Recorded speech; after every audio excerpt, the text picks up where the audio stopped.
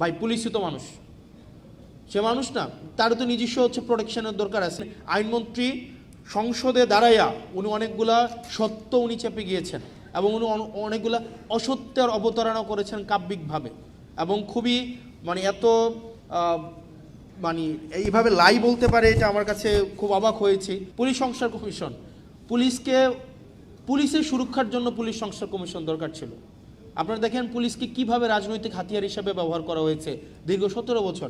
ভাই পুলিশই তো মানুষ, সে মানুষ না, তারও তো নিজস্ব হচ্ছে প্রোটেকশনের দরকার আছে। কিন্তু আপনি দেখেন আবার পুলিশের পোস্টিং, আবার হচ্ছে পুলিশের প্রমোশন, আবার পুলিশের পদায়ন, সবগুলাকে হচ্ছে আপনার মন্ত্রীর ইচ্ছার মধ্যে আপনি রেখে দিলেন। আবার আপনি দেখেন আপনার বিচার বিভাগের আপনার হচ্ছে সংস্কারটা হয় নাই।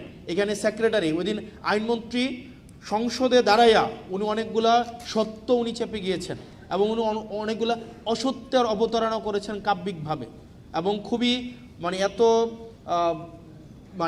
এইভাবে লাই বলতে পারে, এটা আমার কাছে খুব অবাক হয়েছি। উনি বলেছেন পোস্টিং প্রমোশন পদোন্নতির এটার কোনো এখতিয়ার নাকি আইনমন্ত্রীর নাই।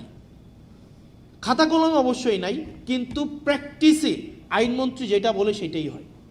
এখন আপনি একটা বিচারক ফেয়ারলেস কোনো একটা বিচার কার্য পরিচালনা করবে, বাংলাদেশে তো এই পরিস্থিতি নাই।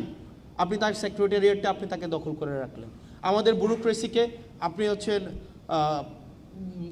স্ট্রাকচারাল রিফরমেশন আনলেন না, এবং এটা না আনার কারণে যেটা হয়েছে, পুরা জাতির প্রত্যেকটা ভোটার, ইভেন বিএনপিকে যারা ভোট দিয়েছে তারাও প্রতারিত হয়েছে, তারাও নিজেরা চিটেড ফিল করছে।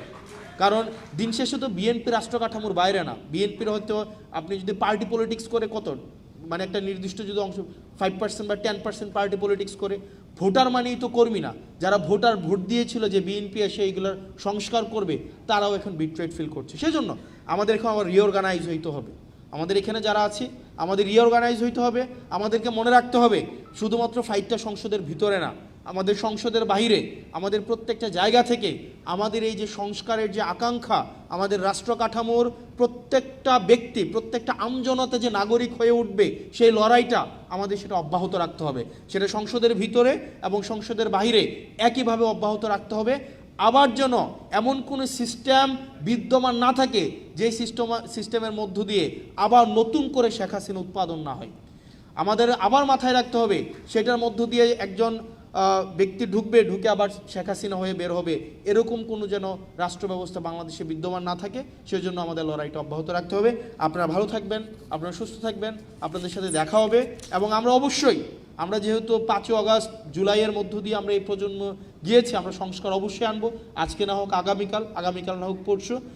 এটা অবশ্যই, এটা জাতি, এটা হচ্ছে আমাদের নিয়তি এবং এটা হচ্ছে আমাদের চূড়ান্ত, আমাদের বাংলাদেশের প্রয়োজন। বাংলাদেশের চূড়ান্ত নিয়তি হচ্ছে এই সংস্কার। আপনারা ভালো থাকবেন। আসসালামু আলাইকুম ওয়া রাহমাতুল্লাহি ওয়া বারাকাতুহু। East Sylhet 24